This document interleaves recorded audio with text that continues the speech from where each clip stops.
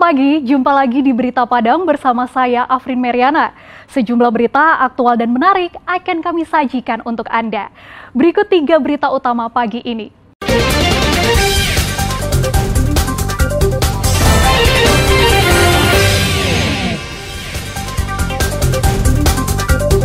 Jalur Padang Bengkulu tergenang banjir. Warga blokir jalan masuk ke perusahaan perkebunan kelapa sawit. Lomba kuliner khas Nagari Air Bangis digelar.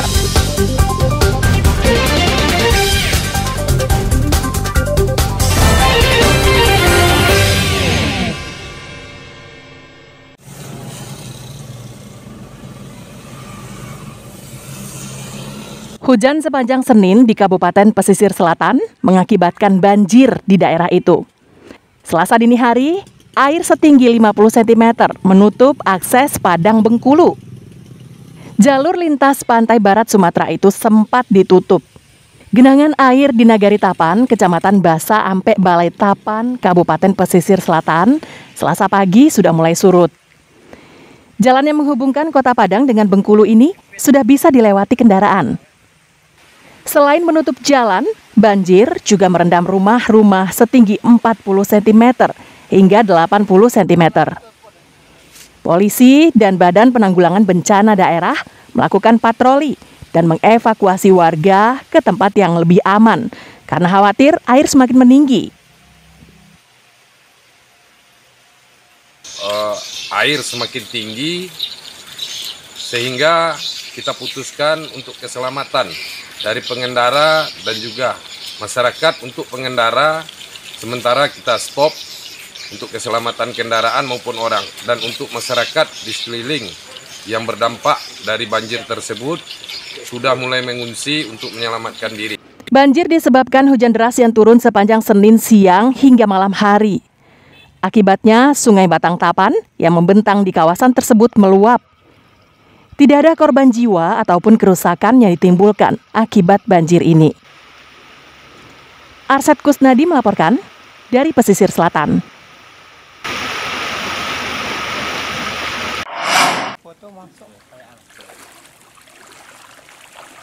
Hujan dengan intensitas tinggi sepanjang Senin lalu menyebabkan banjir di sejumlah wilayah di Kota Padang.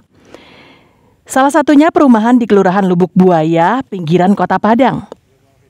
Ketinggian air mencapai 60 cm dan menggenangi jalan hingga masuk ke rumah.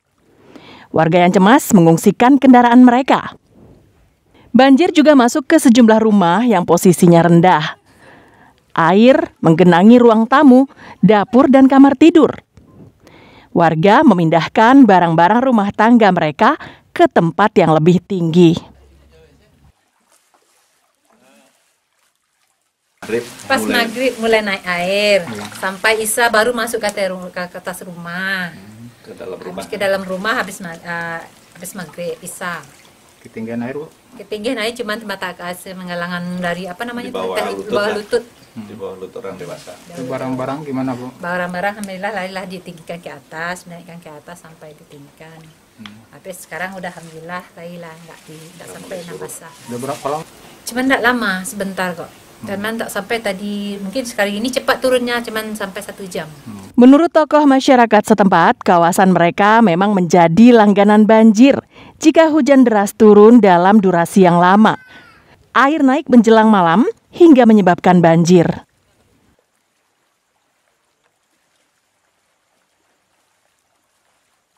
Karena intensitas hujan lebat, kemudian air pasang, termasuk air laut juga pasang, kemudian air sungai naik masuk ke dalam perumahan Lubuk Intan Pesona 2. Kemudian kita himbau tadi sama warga agar untuk mengeluarkan kendaraan roda 4 dan roda 2, karena nanti kalau tidak keluarkan otomatis mereka tergenang banjir. Banjir akan surut dengan sendirinya 1 jam setelah hujan reda. Selain di Kelurahan Lubuk Buaya, banjir juga menggenangi kawasan Dadok Tunggul Hitam, kawasan Bypass, dan kawasan Pondok. Laude Juhardia Anse melaporkan dari Padang.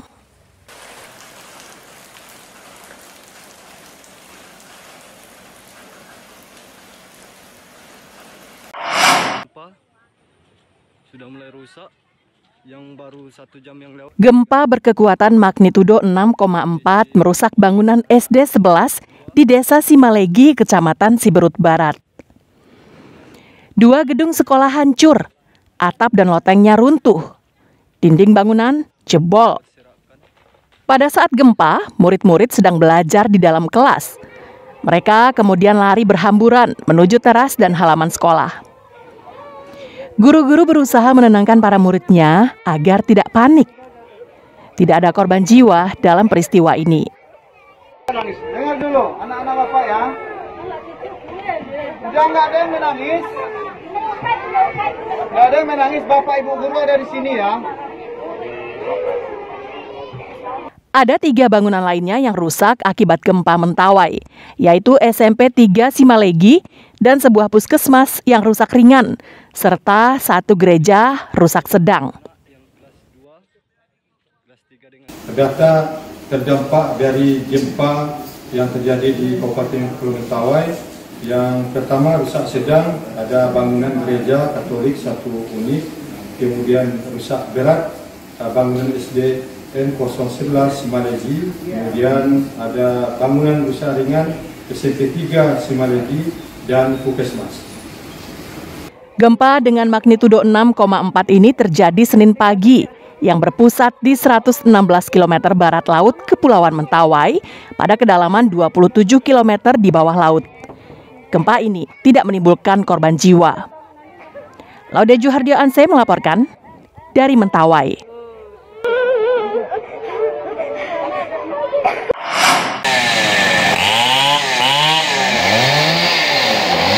Hujan deras dengan durasi cukup lama mengakibatkan terjadinya tanah longsor di kawasan Bukit Gado-Gado, Kecamatan Padang Selatan, Kota Padang.